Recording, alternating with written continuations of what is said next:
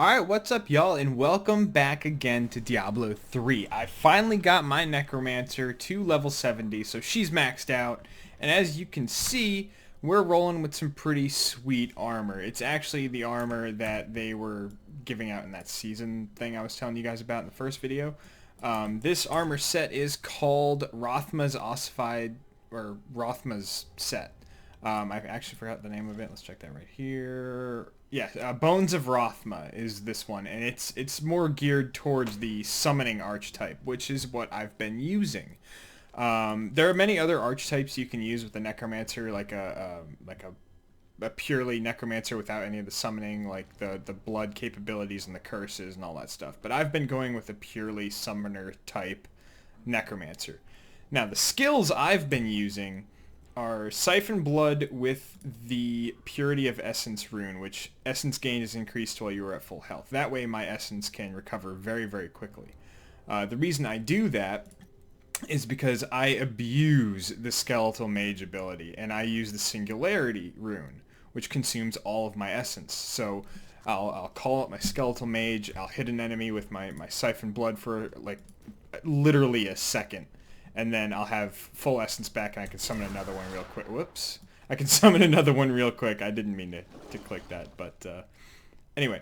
So the other skills I'm using in my action bar are 1 Revive, Personal Army. Damage taken is reduced for each Revive minion active. That just gives me some more minions to run around temporarily for. I can revive enemy corpses and all that. Command Skeletons, obviously, with the Dark Mending. I use the Dark Mending rune. Skeletal minions will heal you while being commanded. If you want to go for a more aggressive build, I did use the Frenzy one for a while, which would increase their attack speed while I commanded them. But I decided, I'm just going to go for the healing one because, who doesn't like healing? And then finally, I roll with the Command Golem reanimation with the Bone Golem. And basically what happens when I command him is he turns into a tornado of bone, sucking all the enemies into the middle and stunning them and dealing damage. So it's a fairly aggressive summoning archetype that I'm using. For my passive skills, I've got Extended Servitude, increases the duration of your Skeletal Mage and revive minions. Swift Harvesting, which increases my attack speed of my Siphon Blood primary ability. Grisly Tribute, I'm healed for 10% of my life and every time one of my minions hits an enemy, so I have a bunch of minions I use, so I get healed very quickly there as well. And then finally, Rothma's Shield. Cannot lose life for 4 seconds after using Land of the Dead, Army of the Dead, or Simulacrum.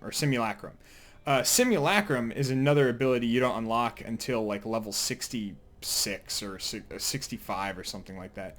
But this ability I've been using a ton, and basically what it does is you split in half. It takes away half your health, and it creates a duplicate that uses secondary abilities when I do. So I'll hit that Simulacrum when I'm in a boss fight or against some more elite enemies, and then I'll use my Skeletal Mage ability, and then he will also summon a Skeletal Mage, so that'll give me 2, and then Siphon Blood, and I can summon more, and I'll get 4, and so on and so forth.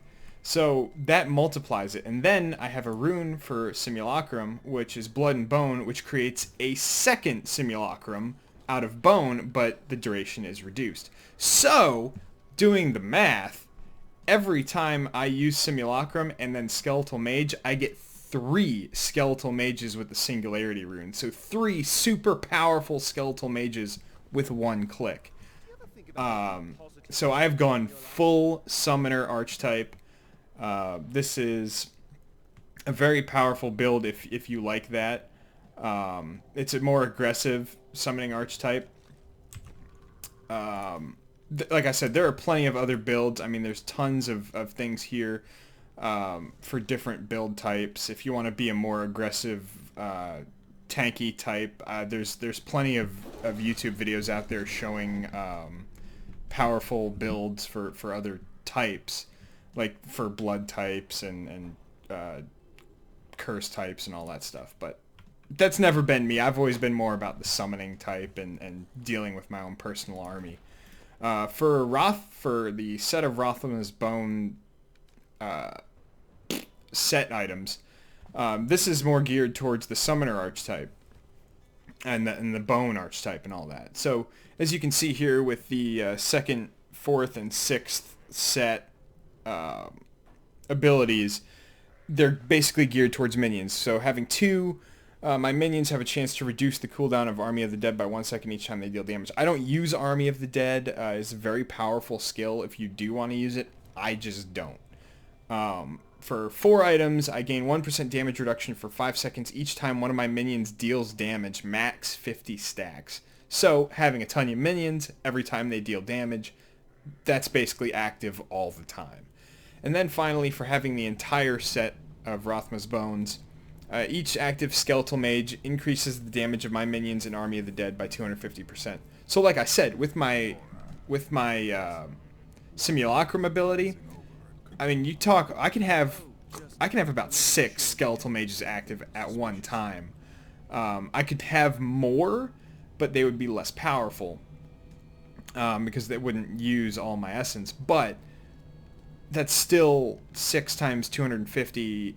I haven't done the math on that yet, but it's quite a lot. So, and another cool thing about this PTR server, the beta test, is this guy right here. He's a PTR vendor. His name is Dank Meme. You know, Dank Memes. Get it? Hilarious. But this guy basically sells you all of the set items and a bunch of legendary items and stuff that you would find in-game normally or through quests or things like that. He just sells them for blood shards, which you get through doing the adventure mode and running rifts and all that sorts of stuff. That's not obviously in the normal game. That's just for the PTR beta test, just to try to, you know, use different armor sets and things like that. So I've also got a bunch of other legendary gear here, which really doesn't matter, but I'm running with Butcher's Carver for right now. So we're going to hop in here and just show off the Summoner archetype. So I have 0 essence because I stupidly summoned a Skeletal Mage in, in town. But, so yeah, we're just going to show this off real quick, and great, outstanding. We got an elite to start off with, so I'm going to summon my Simulacrum, and then 3 Skeletal Mages right off the bat, and we just absolutely tore through those guys. So this is on Torment 1. I could probably kick up the difficulty even more, but this is just giving you a baseline of basic stuff here. I love the Siphon Blood ability because it's actually very, very potent. It deals quite a bit of damage. And we'll do this.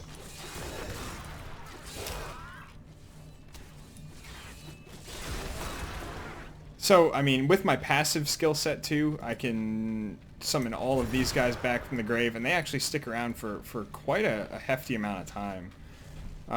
So now you can see I've got a ton of minions active, and that's giving me that boost down there, which was maxed out for my damage reduction. Yeah, reduced damage taken. It's at 16 right now, but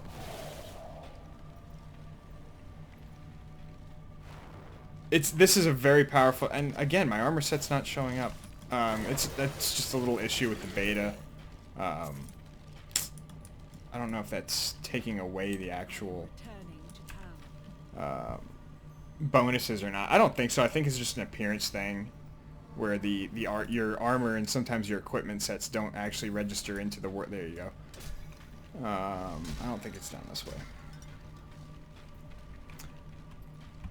But like I said, I could probably bump up the difficulty very easily, because we kind of tear through this. We kind of tear through Torment pretty quickly.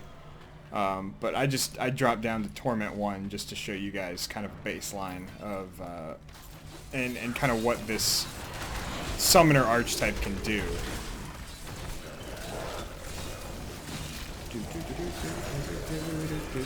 So we're gonna do that. Call my minions over, heal me, and then Siphon Blood. And then we're gonna raise all of these guys back and continue forth. Here we go.